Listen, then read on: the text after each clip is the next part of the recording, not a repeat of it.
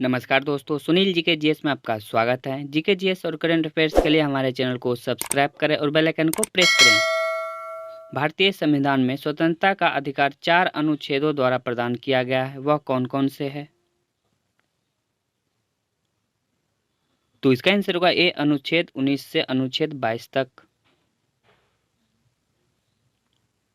भारतीय संविधान में संशोधन करके शिक्षा का अधिकार कब जोड़ा गया?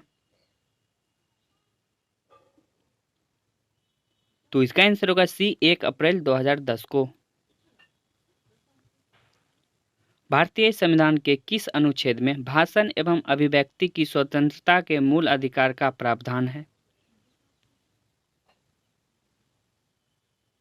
तो इसका आंसर होगा बी, अनुच्छेद 19। निम्न में से कौन सा मूल अधिकार विदेशी नागरिकों को प्राप्त नहीं है? तो इसका आंसर होगा डी, अभिव्यक्ति की स्वतंत्रता का अधिकार। भारत के संविधान के अंतर्गत कौन सा अनुच्छेद कारखानों में बालकों के नियोजन का प्रतिषेध करता है? तो इसका आंसर होगा सी, अनुच्छेद 24। भारतीय संविधान में सम्मिलित नीति निर्देशक तत्वों की प्रेरणा हमें किस संविधान से प्राप्त हुई है? तो इसका आंसर होगा बी, आयरलैंड से।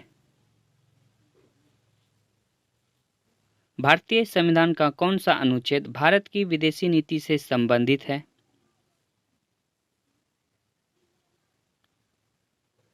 तो इसका आंसर होगा डी, अनुच्छेद 51। निम्न में से कौन सा नीति निर्देशक तत्व है? तो इसका आंसर होगा ए, समान नागरिक संहिता। भारतीय संविधान में कितने मौलिक कर्तव्य हैं? तो इसका आंसर होगा बी, 11। भारतीय संविधान में मौलिक कर्तव्यों को कब सम्मिलित किया गया था?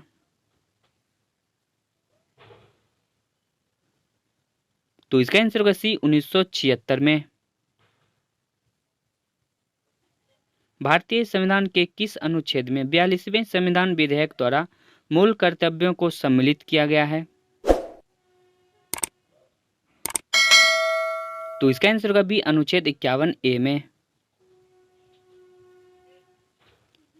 भारत के संविधान के किस भाग में मौलिक कर्तव्य उल्लेखित है? तो इसका आंसर होगा सी, भाग 4 ए में। भारतीय संविधान का कौन सा अनुच्छेद राष्ट्रपति के पद के लिए पुनः निर्वाचन की योग्यताएं निर्धारित करता है? तो इसका आंसर होगा ए, अनुच्छेद 57। राष्ट्रपति का रिक्त स्थान कब भर लिया जाना चाहिए? तो इसका आंसर होगा डी, 6 माह में।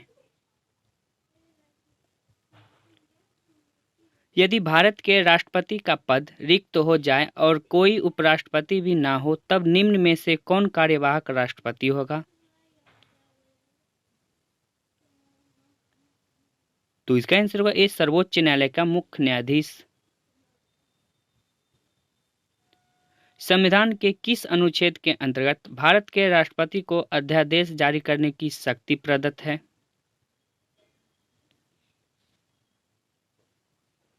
तो इसका आंसर होगा बी, अनुच्छेद 123। राष्ट्रपति पर महाभियोग का आरोप संसद के किस सदन द्वारा लगाया जा सकता है?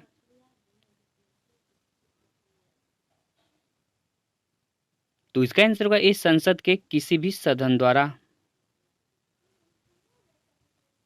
भारतीय संविधान का कौन सा अनुच्छेद राष्ट्रपति को उच्चतम न्यायालय परामर्श करने की शक्ति प्रदान करता है?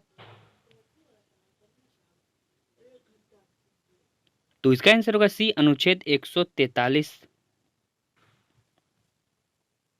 निम्नलिखित में से राष्ट्रपति किसकी नियुक्ति करता है? तो इसका आंसर होगा डी, उपर्युक्त सभी। भारतीय राष्ट्रपति के सर्वसम्मति से चुने जाने का अभी तक एकमात्र उदाहरण कौन है?